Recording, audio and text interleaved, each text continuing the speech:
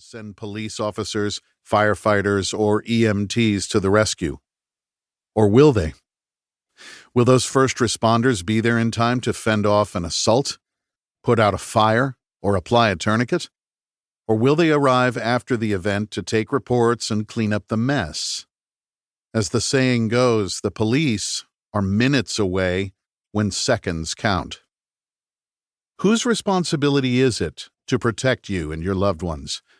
Whose responsibility is it to be ready? Unless you are a politician with taxpayer-funded 24/7 security, I can tell you the answer. It is ours. As citizens, we have responsibilities that extend beyond paying taxes. We have a responsibility to our families, our communities, and our country to be assets, not liabilities. That means we need to train.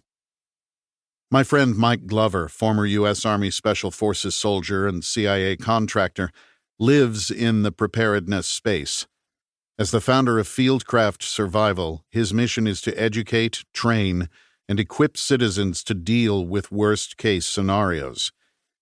But mere survival is not the goal. The goal is to prevail. That means recognizing the need to be prepared and then doing what is necessary to get there.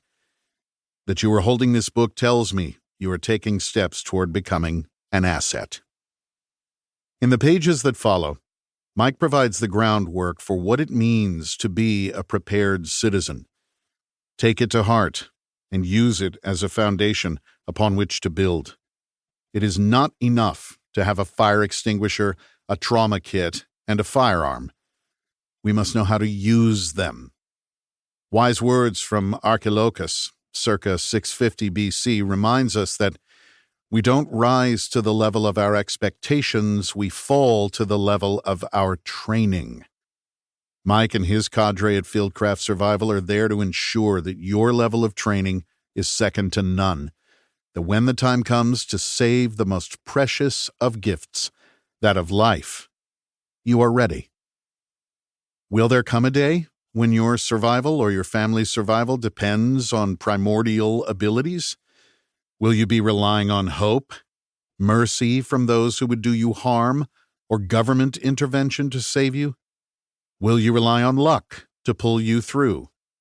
A commanding officer in the SEAL teams once told me, "Luck is the residue of preparation." That preparation starts now. Turn the page. Be an asset. Your future and the future of the nation depend on it. Jack Carr is a former Navy SEAL sniper, host of the Danger Close podcast, and the #1 New York Times bestselling author of the James Reese Terminal List series. Introduction. Catastrophe. What feelings does that word conjure up for you? If you're like most people, catastrophe typically takes the nightmarish form of a cataclysmic, world-altering natural disaster. A meteor strike, a volcanic eruption, an avalanche, a tsunami flood, an 8-magnitude earthquake, a Category 5 hurricane, a typhoon, an F5 tornado.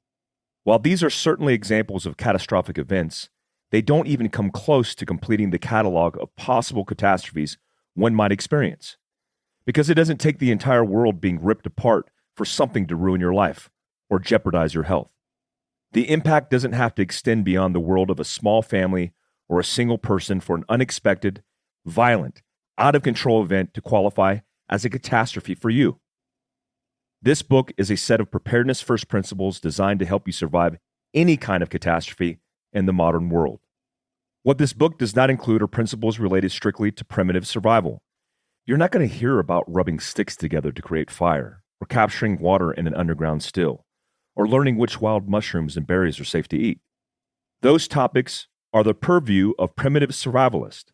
And while they're very interesting and incredibly useful, if you find yourself stranded in the wilderness for a long time, they're not as helpful for the kind of modern preparedness we're going to talk about in this book. When I talk about catastrophe, it is this more expansive definition of the term that I'm using. It includes natural disasters, of course, but also man-made disasters like an active shooter, nuclear accident, civil unrest,